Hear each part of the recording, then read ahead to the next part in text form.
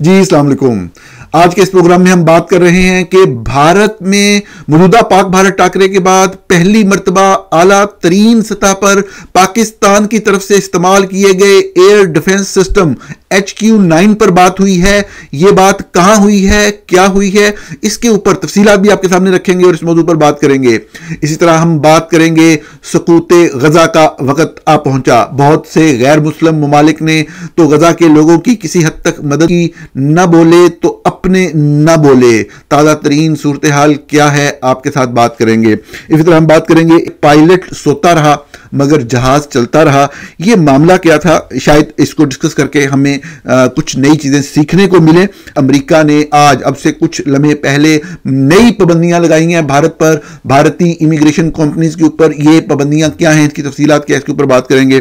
इसी तरह से हम बात करेंगे पाकिस्तान के अंदर टीवी चैनल के ऊपर मुसलसल जंगी तराने चलाकर एक सियासी स्पेस हासिल करने की कोशिश की जा रही है। मुसलसल चंद बुनियादी फैक्ट्स के हवाले से झूठ बोला जा रहा है, लोगों को बेवकूफ बनाया जा रहा है, हकाइक लोगों से शेयर नहीं किए जा रहे। क्या यही तरीका है आगे बढ़ने का? इसी तरीके से चंद बड़े अहम बयान दिए गए हैं DGISPR की तरफ से कि अगर पानी रोका गया तो उसके नताइज सदियों तक याद रहेंगे, और इससे मिलते जुलते बहुत ही सख्त बयान। हकाइक क्या हैं, बहुत तकलीफ दे हकाइक है, आपके सामने रखेंगे, कोशिश कीजिएगा सुन लें, बाकी जो होगा वो देखा जाएगा। हम बात शुरू करते हैं। अब से कुछ देर पहले आज के दिन ही भारत के अंदर भारतीय पार्लियामेंट में जो फॉरेन अफेयर्स कमेटी थी पार्लियामेंट की, उसके सामने ब्रीफिंग हुई है। भारतीय सेक्रेटरी खारजा विक्रम मिस्री जो हैं, उन्होंने ये ब्रीफिंग दी है भारतीय पार्लियामेंट के इस पार्लियामेंट्री पैनल को, और उसके अंदर उन्होंने इस चीज के अमकान को मुकम्मल तौर पे रद्द किया है। बहुत कैटेगोरिकल जवाब दिया है विक्रम मिस्री ने कि पाकिस्तान ने इस पूरे जो मामला था इसके दौरान किसी भी मौके पे कोई न्यूक्लियर सिग्नलिंग नहीं की। न्यूक्लियर सिग्नलिंग से मुराद ये होता है कि आप कोई ऐसी एक्टिविटी करते हैं जिससे ये लगे कि आप अपने मुखालिफ मुल्क के ऊपर कोई न्यूक्लियर वेपन यूज करने जा रहे हैं। तो ये भारतीय सेक्रेटरी खारजा अपनी पार्लियामेंट को बता रहे हैं कि इस तरह से कोई भी भारत के पास मालूमात नहीं है कि पाकिस्तान ने किसी भी मौके के ऊपर कोई न्यूक्लियर सिग्नलिंग की हो। इसी तरीके से उन्होंने बताया, मिस्री told the house standing committee on external affairs the conflict remained conventional and that the Islamabad use of Chinese made weaponry including the HQ-9 missile defense system was irrelevant because what matters is we hit their air bases hard।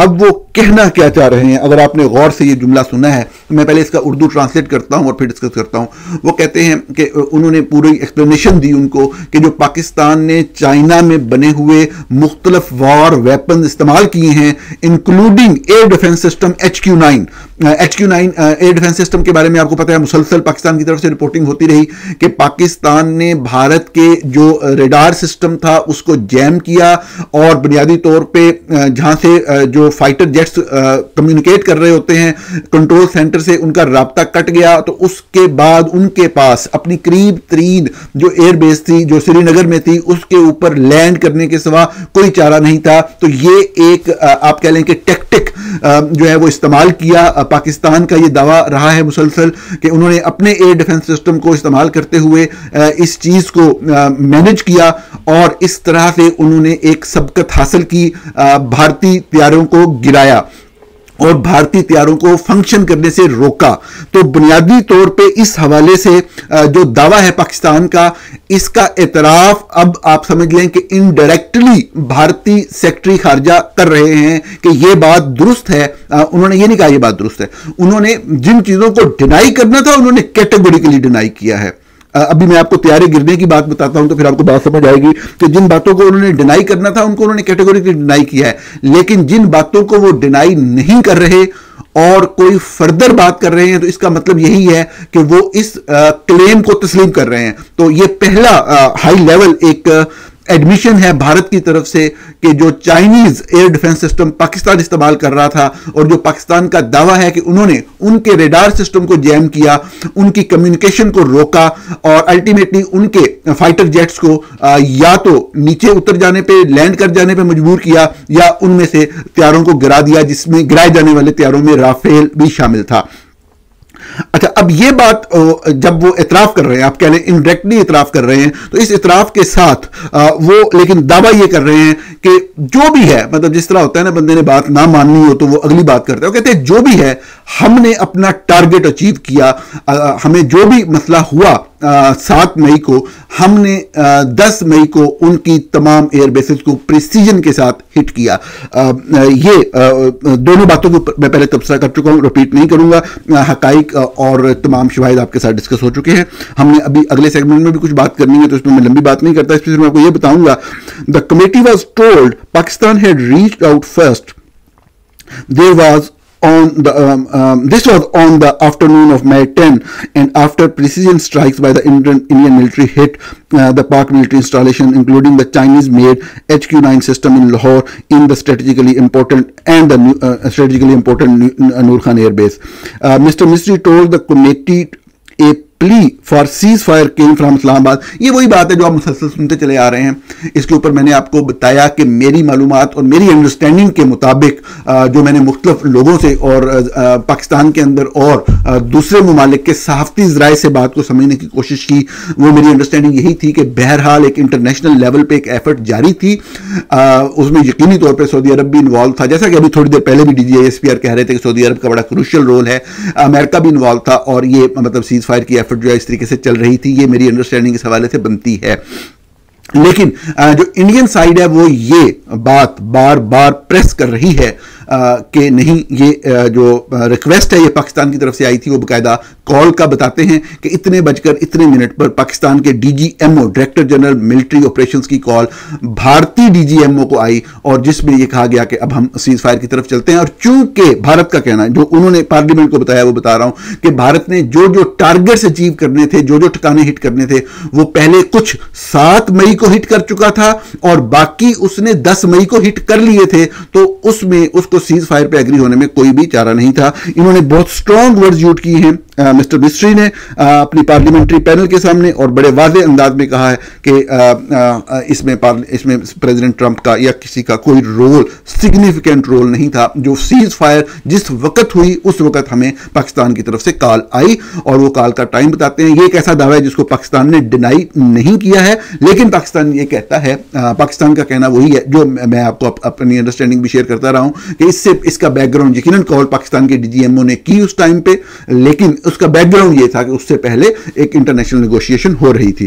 तो ये दोनों साइडों का मौकफ है, लेकिन India इस हवाले से इसलिए इंडिया का एक जो अपर हैंड बनता है वो ये है कि जब ये कॉल हो गई तो मेन स्ट्राइक्स इंडिया ने उसके बाद की और पाकिस्तान को बहुत ज्यादा जानी नुकसान पहुंचाया। माली नुकसान तो मैटर नहीं करता होता, लेकिन ये मैं समझता हूं कि ये नंगी जारियत थी भारत की और ये एग्रेशन की आखिरी फॉर्म थी। लेकिन जो भी हुआ, बहरहाल सीज फायर जो इंप्लीमेंट हो गई। ये लेटेस्ट डेवलपमेंट है भारत के अंदर जो हो रही हैं। मतलब इसमें खुलासा ये था कि इनसे ये भी पूछा गया, बाय द वे ये चीज मैं नहीं बता सका, कि इनसे स्पेसिफिकली भारतीय मेंबरान पार्लियामेंट ने ये भी पूछा कि आपके जो त्यारे गिरे हैं वो गिरे हैं या नहीं गिरे और कितने गिरे हैं। तो इस सवाल का भी इन्होंने, विक्रम मिस्री ने जवाब नहीं दिया कि ये नेशनल सिक्योरिटी के हवाले से कुछ डिटेल हैं जिनके ऊपर अभी काम हो रहा है, तो इसके ऊपर मैं अभी कोई स्टेटमेंट नहीं दे सकता। नेशनल सिक्योरिटी के मामला की वजह से मैं इसके ऊपर बात नहीं कर सकता। तो बाकी तमाम मौजूदात के ऊपर उन्होंने चूंकि खुल के बात की, तो ये बड़ी सिंपल सी बात है कि वो इनडायरेक्टली अब इस चीज को मान रहे हैं, तस्लीम कर रहे हैं कि उनके त्यारे गिरे, जैसा कि हम पहले दिन से रिपोर्ट करते आ रहे हैं। रियल टाइम में आपके सामने तमाम फैक्ट्स रखे इस हवाले से। और इसके अलावा जो मामला उसके बाद हुए वो आपके सामने हैं। उन्होंने HQ-9 जो एयर डिफेंस सिस्टम है उसकी कामयाबी के बारे में भी कोई डिनायल नहीं दिया। उन्होंने आगे से ये कहा कि जो भी उन्होंने किया, यानी पाकिस्तान ने किया, यानी कि उनके हथियारों का सिस्टम, कम्युनिकेशन सिस्टम ब्लॉक किया, जो भी किया, हमने अपने टारगेट्स को अल्टीमेटली अचीव कर लिया। ये उनका दावा, दोनों तरफ के दावे आपके सामने। एक बहुत बड़ी डेवलपमेंट हुई है नाज़रीन, आपसे कुछ लम्हे पहले अमेरिका ने पाबंदी आयद की है बहुत सी भारतीय इमिग्रेशन कंपनीज के ऊपर। मैं आपको 2-4 फिक्रे पढ़ के बताता हूं, फिर आगे चलते हैं। The department of state is taking steps towards today to impose visa restrictions on owners, executives and senior officials of the travel agencies based and operating in India for knowingly facilitating illegal immigration to the United States. आगे वो तफसीलात हैं, वो बता रहे हैं किस कानून के तहत हमने किया और वो हदायत दे रहे हैं कि जो भी भारत के मुतल्लिका सफारत भारतीय ओहदेदार हैं वो इस चीज को यकीनी बनाएं कि ये वाला काम जो है रुक जाए। मौजूदा तनाजुर के अंदर जहां पाकिस्तान भारत कशीदगी चल रही है और दोनों ममालिक दुनिया के दूसरे ममालिक की तरफ देख रहे हैं इस उम्मीद से या इस नीयत से कि उनको कोई सपोर्ट मिले, उसमें उस हालात उस माहौल के अंदर ये बहुत अहम डेवलपमेंट है कि एक मरतबा फिर से अमेरिका के अंदर से जो एक इंपॉर्टेंट सुपर पावर है कुछ ऐसे एक्शन हुए हैं जो कि भारत के खिलाफ हैं और भारतीय कंपनियों के खिलाफ हैं। इससे पहले कि हम अपने अहम मौजूद की तरफ चलें, एक छोटी सी दिलचस्प स्टोरी है वो मैं आपके साथ शेयर करना चाहता हूं। इसका शेयर करने का एक मकसद ये भी है कि आप भी इसके ऊपर कमेंट करें और इस बात को समझें। ये कहते हैं जी कि इंडिपेंडेंट उर्दू ऐसे स्टोरी को रिपोर्ट कर रहा है। स्टोरी एपी की है, एसोसिएटेड प्रेस की, और 18 मई को ये छपी है। क्योंकि मैं कल वीलॉग नहीं कर सका था तो कल मैं इसको पढ़ रहा था, मैं सोच रहा था मैं इसको डिस्कस करूंगा आपसे कि जर्मनी के शहर फ्रैंकफर्ट से स्पेन जाने वाली अल्फथांसा जो एयरलाइन की एक प्रवास 10 मिनट तक बगैर पायलट के चलती रही, जबकि कॉकपिट में मौजूद अकेले पायलट बेहोश थे। अब इसकी तफसीलात मैं पढ़ूंगा तो लंबा हो जाएगा, मैं वैसे आपको बता देता हूं। इसका लिंक मैं डिस्क्रिप्शन में दूंगा, आप भी पढ़िएगा। मेरे लिए बड़ी इंटरेस्टिंग बात है कि 2 पायलट, एक सीनियर पायलट और इसका को पायलट, ये इस प्रवास को लेकर जा रहे थे। ड्यूरिंग प्रवास जो सीनियर पायलट है उसने रेस्ट रूम यूज करना था और वो जो भी प्रोटोकॉल होते हैं उनको फॉलो करते हुए, ये देखते हुए कि को पायलट जो है वो काम कर रहा है, बिल्कुल विजिलेंट है, और वो उठकर रेस्ट रूम यूज करने चले गए। अब जब वो वापस आते हैं तो उनसे दरवाज़ा नहीं खुलता। पहली बात तो ये मैं अपनी लाइल्मी का आपको बताता हूं कि मुझे नहीं पता कि दरवाज़ा खुलने से क्या मुराद है। इस स्टोरी के अंदर एग्जैक्टली यही लिखा हुआ है कि जो कॉकपिट है उसका दरवाज़ा नहीं खुल रहा था। मेरे ख्याल में तो उसका कोई कोड जो भी होता है उन्होंने डायल किया तो वो नहीं उस पर काम कर रहा था। फिर अल्टीमेटली कोई 5-6 अटेम्प्ट्स के बाद उन्होंने एक इमरजेंसी कोड जो है वो टाइप किया तो फिर दरवाज़ा खुला। अब मुझे ये नहीं समझ के ये क्यों नहीं खुल रहा था, उसकी वजह ये समझ आती है शायद जो बाद में तहकीकात हुई बहुत सारी, कि जैसे ये बाहर गए हैं तो किसी भी वजह से, अब वो कोई भी हेल्थ रीज़न हो सकती है या वो मतलब आप कह लें कि जो भी फ्लाइट के दौरान प्रॉब्लम्स हो सकती हैं वो कोई हुई और वो बंदा जो है वो उसमें चला गया, वो बेहोश हो गया जो को पायलट था। अब जब वो बेहोश चला गया तो त्यारा फिर भी उड़ता रहा और जिस बुलंदी पे था उसी बुलंदी पे और स्मूथ जो है वो प्रवास रही। अब इसमें हुआ ये कि जो त्यारा उड़ता रहा उसमें जो मेरी इंटरेस्ट का पॉइंट था कि उसमें ऑटो पायलट मोड, आप ये समझ रहे होंगे ऑटो पायलट मोड बिल्कुल हो सकता है कि अगर पायलट नहीं है तो जिस स्पीड पे और जिस रफ्तार पे और जिस तरह से चल रहा है एआई के इस दौर में यकीनी तौर पे ये कोई इतना मुश्किल नहीं होगा, लेकिन कितनी खतरनाक और खौफनाक बात है कि ऑटो पायलट मोड पे चला गया और वो त्यारा खुद से चलता रहा, जबकि जो वाहिद पायलट मौजूद था कॉकपिट में वो बेहोश था और उसकी जो बेहोशी की मामला थे। अब वो दरवाज़ा क्यों बंद हुआ ये भी अब मैं आपको अर्ज कर रहा हूँ, मैं आपके सामने रख रहा हूँ, आप भी रिसर्च तहकीक करें। मुझे नहीं पता कि दरवाज़ा जो मुझे लगता है वो इसलिए बंद हुआ कि जब वो बेहोश हो गया तो बेहोश होने के हवाले से उसको सेंस करने के लिए भी कोई सेंसर या कोई सिस्टम इस तरह का है, कुछ इस तरह की आवाज़ें या साउंड्स क्रिएट हुई तो सिस्टम कोई एक्टिवेट हो गया उसके अंदर, पता लग गया, मतलब है कि जो ओवरऑल कोई रेडार या ऑब्जर्वेशन का या मॉनिटरिंग का सिस्टम था कि कोई प्रॉब्लम है, तो उस प्रॉब्लम में वो जो त्यारा है उसका वो डोर लॉक हो गया। अब जब वो रेस्ट रूम यूज़ करके वापस आता है तो वो अंदर नहीं जा पा रहा, फिर कोई एमरजेंसी कोड उसके जहन में आया, वो लाया, वो फिर अंदर दाखिल हुआ और जब वो पहुंचा तो वो बेहोश था और ऑटो पायलट मोड पे था, लेकिन उसने उसको संभाल लिया। ये इस हवाले से मैंने शेयर किया कि इस तरह की चीज़ों को साइंस और टेक्नोलॉजी से रिलेटेड जो भी डेवलपमेंट्स हो रही हैं इनको समझना बहुत ज़रूरी है। मैं भी समझ रहा हूँ, आप भी समझिए। एक आप कह लें कि अफसोसनाक खबर, जिस तरह कि मैंने अपने इंट्रो में बताया कि यकीनी तौर पे सूरत हाल बहुत वाज़े है गज़ा के हवाले से कि फ़ॉल ऑफ गज़ा अब बस चंद लम्हों की या चंद घंटों की या चंद दिनों की बात है। गज़ा की पट्टी को मुकम्मल तौर पे पैलेस्टीनियन से, गज़ा के लोगों से खाली करवाया जा रहा है।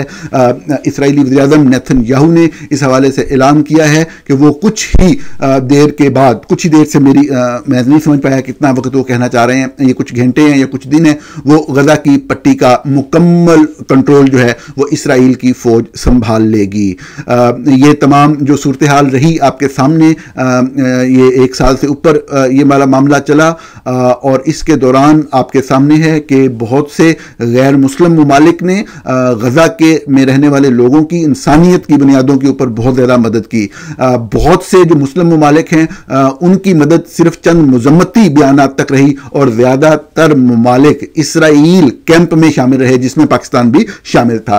पाकिस्तान की मुकम्मल हमायत जो है, सपोर्ट है, वो बैक एंड पे इसराइल के साथ ही थी। ये वो हकीकत है, ये फैक्ट है जो मैं आपको मुसलसल रिपोर्ट करता रहा हूँ, और इस हवाले से झूठ भी बोला जाता रहा पाकिस्तान से। कंडेमनेशन की स्टेटमेंट्स बिल्कुल आती रही, इस बात में कोई शक नहीं है, लेकिन वो आपको पता है वो किस तरह की स्टेटमेंट्स होती हैं और उनका क्या मतलब होता है।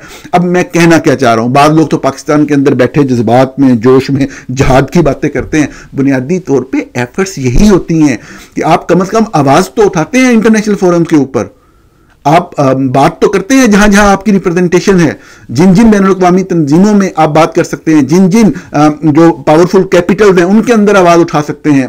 कुछ मालिक का एक ग्रुप बन के आगे आवाज उठाता है, हमें कहीं नजर नहीं आया। मैंने आपके सामने सिर्फ एक रिपोर्ट रखी इस दौरान जो पाकिस्तान ने आवाज उठाई, और आपकी इतलाक दी अर्ज है वो आवाज पाकिस्तान ने इसराइल के हक में उठाई, और मैंने आपको उसका सबूत पेश किया।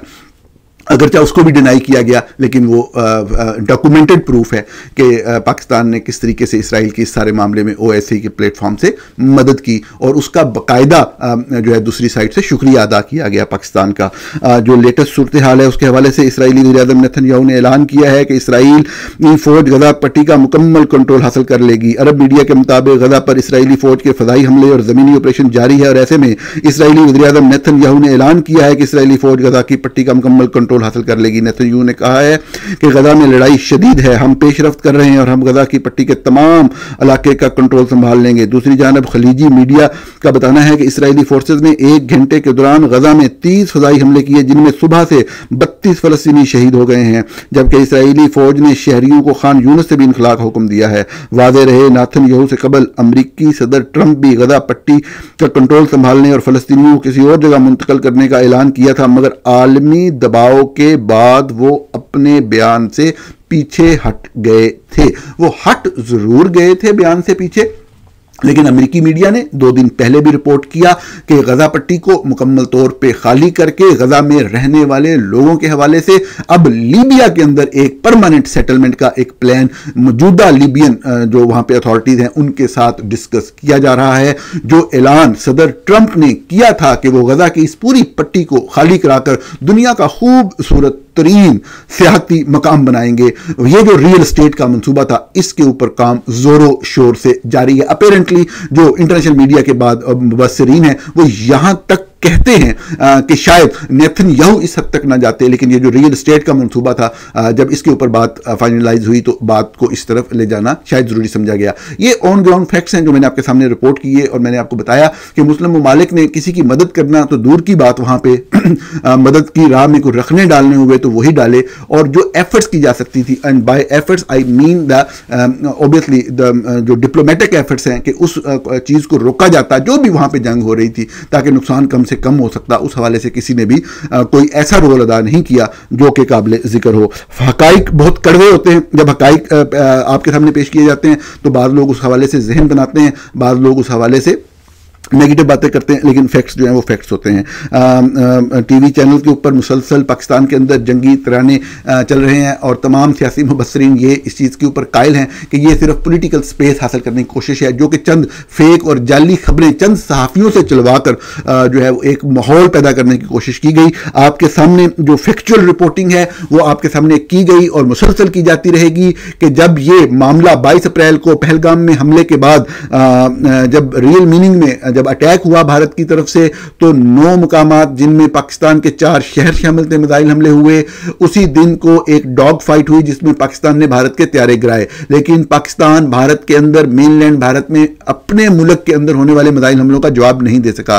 अगले 2 दिन 8 और 9 तारीख को पाकिस्तान की तरफ से मुख्तलिफ कोशिशें की गई भारत की तरफ से, जो एग्रेशन जारी थी जवाब देने की, लेकिन भारतीय एयर डिफेंस सिस्टम ने यह कोशिश अपनी सरहद से आगे कामयाब नहीं होने दी। जब जबकि दूसरी तरफ पाकिस्तान के अंदर, पाकिस्तान के तमाम शहरों के अंदर, छोटे बड़े शहरों के अंदर यह माहौल था कि भारतीय ड्रोन चारों तरफ फिजाओं में गर्दिश कर रहे थे, मुख्तलिफ जगहों को हिट किया जा रहा था, लोग मारे जा रहे थे। पाकिस्तान के अंदर आप कह लें इनसिक्योरिटी की और इस तरह की सूरत हाल थी कि नाकाबिले बयान है। 1971 के बाद पहली मरतबा इस तरह के मनाज़र देखने को मिले।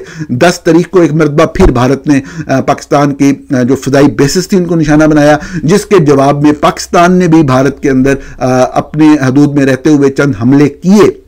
भारत ने भी जो स्ट्राइक की थी वो अपनी हदूद में रहते हुए की थी, जो पाकिस्तान ने की वो भी अपनी हदूद में रहते हुए की। पाकिस्तान ने जो 26 जगहों को टारगेट किया, उस हवाले से कोई भी जो नुकसान पहुंचा किसी स्ट्रेटेजिकल एसेट को, इस चीज़ का कोई भी शवाहिद सामने मौजूद नहीं है।